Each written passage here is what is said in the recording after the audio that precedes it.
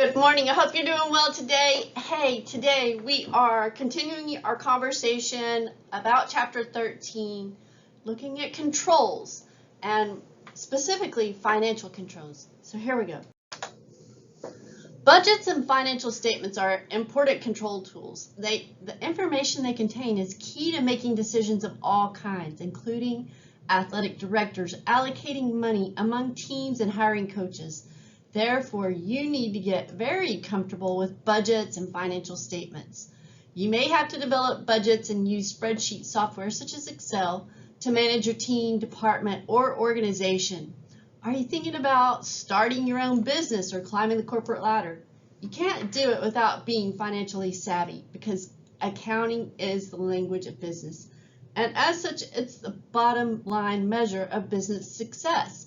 Pro sport teams, including the NHL, MLB, NBA, WNBA, and NFL, are sports that entertain, but owners are in business to make money.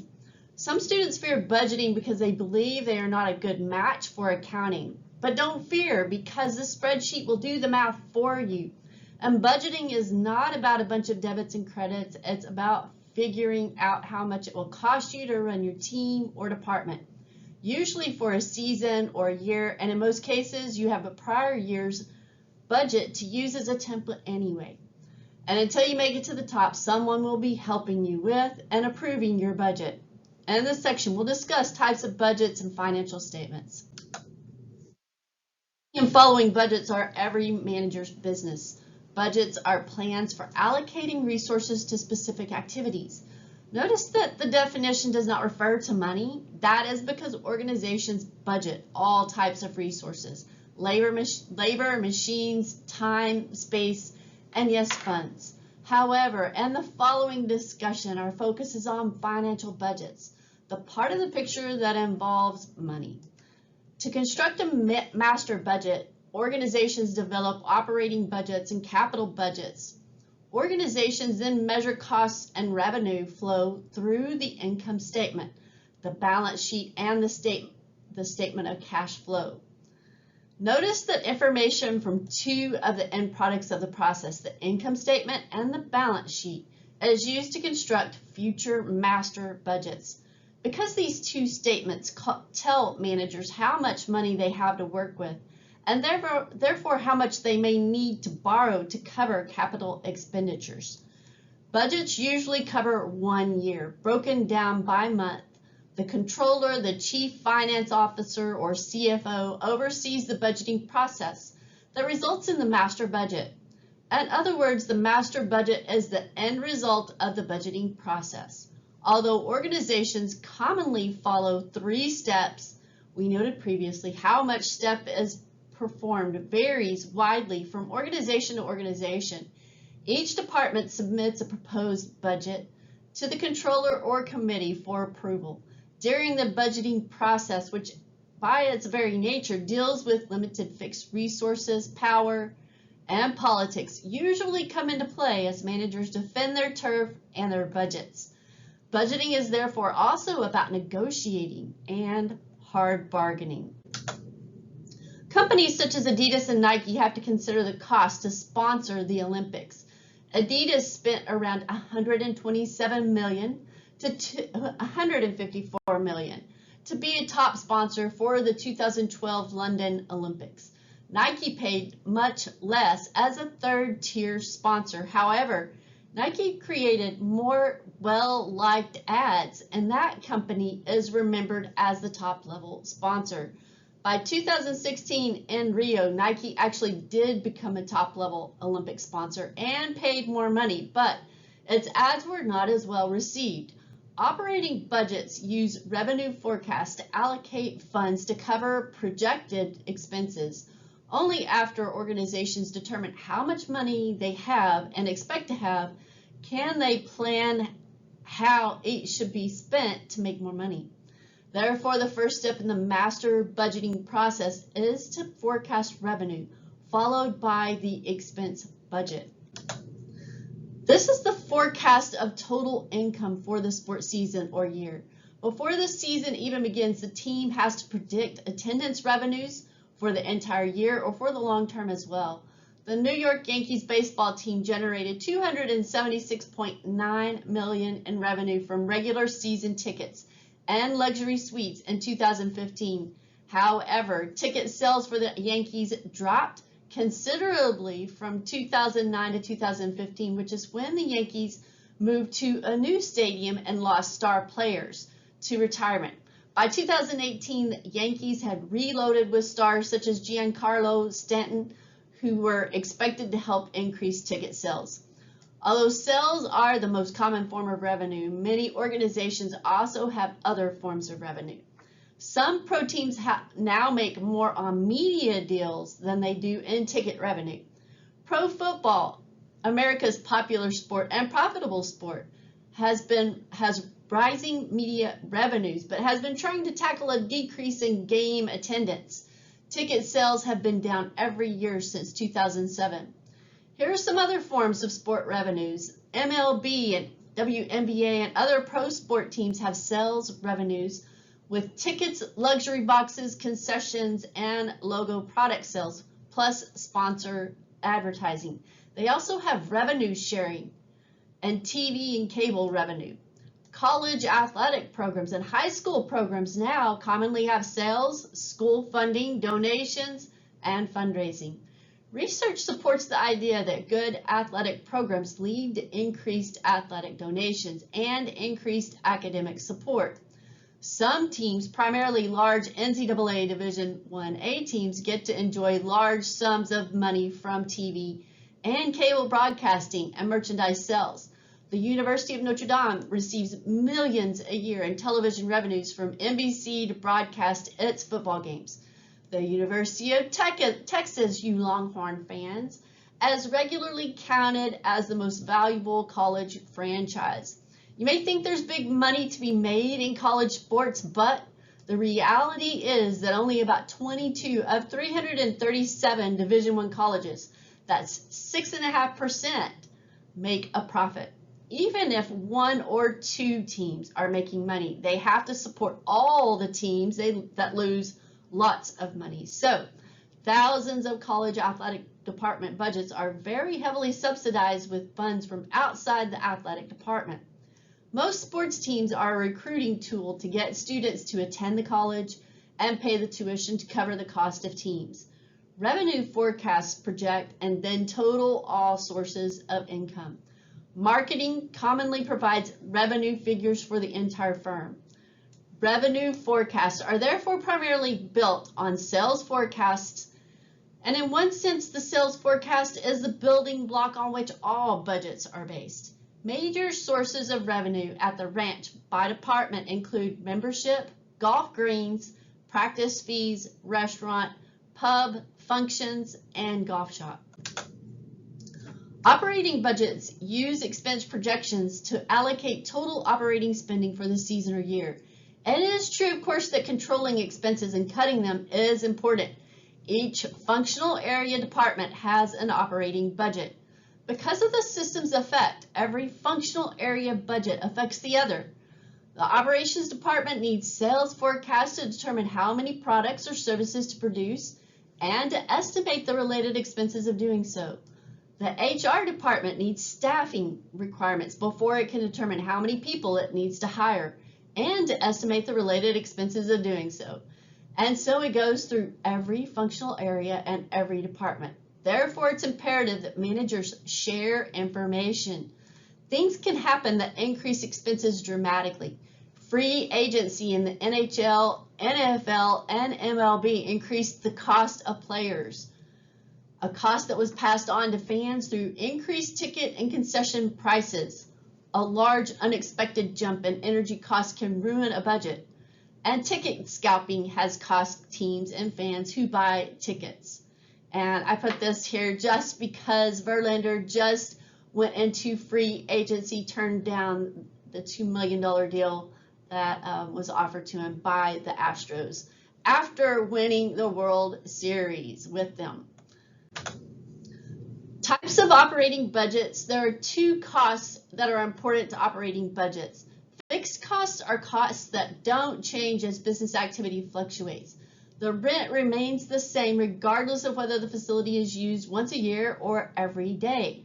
Variable costs, however, do change as business activity fluctuates. The total cost of sales catalogs and mailing increases or decreases as the number printed and mailed changes.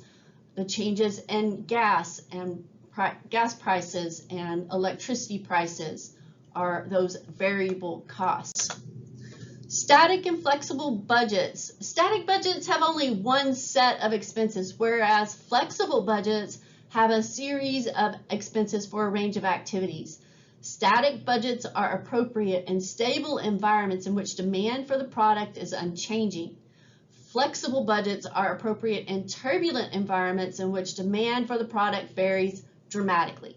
With spreadsheet software, it is easy to make flexible budgets because as you change the what-if scenarios on the calculations change for you.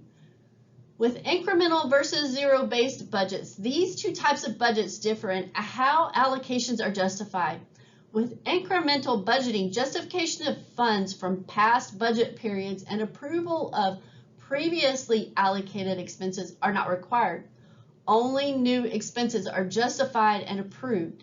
With zero-based budgeting, or ZBB, all expenses are justified and approved with new budget. That is, ZBB assumes, isn't that fun to say, ZBB, assumes that the previous year's budget should not be the base on which next year's budget is constructed. Zero-based budgets focus on the organization's mission and objectives and what it will cost to achieve them. ZBB is especially appropriate in turbulent environments in which some departmental activities or products are increasing dramatically and others are decreasing. Activity-based cost counting, or ABC, allocates costs by tasks performed and resources used. ABC is not as widely used as the preceding approaches. However, it is particularly useful to organizations that produce many goods and services, whose production requires a wide diversity of tasks and resources. Recreation facilities offer a variety of services. Some are simple activities that use few resources and take little time, such as a weekly exercise class for 10 adults, about 3 hours a week. Others use many resources and take a lot of time, such as a sport camp for 300 campers and all summer endeavor. How does the facility calculate the cost of these two services? 8 times the cost of the weekly exercise class does not accurately reflect the expenses that will be incurred in the more complex summer camp. Capital budgets are an important part of the master budget process and is to estimate funds for capital expenditures. Capital budgets allocate funds for improvements. It takes money to make money. That is what capital budgeting is all about. Capital expenditures are your investments to purchase or improve long-term assets. These are the assets from which the organization expects to receive benefits for several years, that are paid for over several years, and that are depreciated over several years. They include land, new buildings, new stadiums and arenas, and today existing companies that the organization acquires. Here you see this is the building, this is what they are projecting to build and have a capital budget for the Tennessee Titans. And what the facility will be used for in addition to football. You can see it can hold a great crowd for concerts and such. Those also include replacements for expensive machinery and equipment or for outmoded arenas that must be updated if the organization is to remain competitive. In every case, the objective is to earn a satisfactory objective return on invested funds. Raising money to buy capital assets is an important function of finance. Building new sports stadiums is a capital budget decision, and many professional teams want the city to pay for all or part of the cost of stadiums and arenas. Unfortunately, public financing of sports stadiums can be a cost that exceeds the benefits. The New York Yankees built a new stadium and expected the increase in revenue to pay off. Many figured it would be a gold mine that would dramatically improve the team's value should it be sold. The Yankees paid the entire $800 million cost of construction. New York State and New York City kicked in the remaining $400 million in the form of land acquisition, infrastructure improvements, and tax breaks. At times, the economic recession and high ticket prices at the new Yankee Stadium resulted in managements having to lower prices on premium seats. So the Yankees are hard at work with capital budgeting. And here again, you see the Tennessee Titans release the renderings of their proposed stadium. They are the potential new stadium, which would encompass 1.7 million square feet with a capacity of approximately 60,000 people. So, financial statements are the last step in the master budgeting process and preparation of the projected or pro forma financial statements. After the other budgets are complete, the accountants put it all together to predict the financial status of the organization after a year of projected operations. In developing pro forma financial statements, accountants and managers may change other budgets, for example, by cutting expenses or capital investments to ensure financial stability in the long run. However, it is often a good decision to forego short-term profits or even to take a short-term loss in preparation for long-term growth and profits. For example, by increasing capital investments to take on debt that will eventually pay off. The pro forma statements are not shown to the public, only the actual statements are made public. The financial statements lay out for the world to see the organization's financial health or lack of health. Don't be afraid of the numbers. Being able to read financial statements will let you understand how the organization is doing and help you to make better decisions. Financial statements are used both internally as the organization monitors and controls its own health and externally to allow investors to decide whether they will invest in the firm. Creditors decide whether they will lend it money, and suppliers decide whether the firm will stand good on its credit line. As you can see, financial statements are important pieces of paper. When well done, they are transparent and allow stakeholders, your investors, your credit markets, and your suppliers to evaluate a company's performance, its growth rate, and its reserve funds. The three financial statements are the income statement, the balance sheet, and the statement of cash flow. The income statement shows the company's revenues and expenses and its profit or loss for the stated period. In annual reports, income statements are show year-to-year figures. Why? Because a $10 million profit is meaningless unless you know that the company made $5 million last year and $20 million the year before that. Stakeholders need a context, and year-to-year numbers give them this context so they can identify trends. Organizations also use monthly and quarterly income statements to measure interim performance and to catch performance problems early on. Here you see in table 13.3 an abbreviated income statement and balance sheet for an example golf company. What are the two primary ways organizations increase net income? They increase revenue or they decrease expenses. Unfortunately, this is more easily said than done. Capital expenditures are one way in which companies try to increase revenues. They use operating budgets to see where they can decrease costs. Profit is not the same as cash. In fact, a company can be earning substantial profits and still need to borrow cash to operate. Cash, therefore, does not appear on the income statement. It appears on the balance sheet and the statement of cash flow. When you make a sale, you increase assets, cash, debit, and your balance sheet, and increase sales, which your revenues, your credit, and your income statement. The balance sheet lists assets, liabilities, and your owner's equity. Assets are what the organization owns. Liabilities are what it owes to others. Subtract the organization's liability from its assets and you have the owner's or stockholder's equity, the share of assets that are owned free and clear. This statement is called a balance sheet because assets always equal liabilities plus owner's equity at a particular point in time. Your operating costs affect current, which is less than a year, assets, and liabilities. Capital expenditures affect long-term assets and liabilities in the form of property or plant and equipment. Your long-term liabilities are the payments such as your mortgage payments and bond debt that the organization has contracted for in order to purchase major assets or for your capital budget. Your statement of cash flow is a statement that shows cash receipts, including checks and debit transactions and payment for a stated period. You can't pay your bills without cash flowing into the firm, and you can't get credit and bank loans without showing steady cash flow. So you need to keep tabs on your cash flow. This statement commonly has two sections, your operating and financial activities.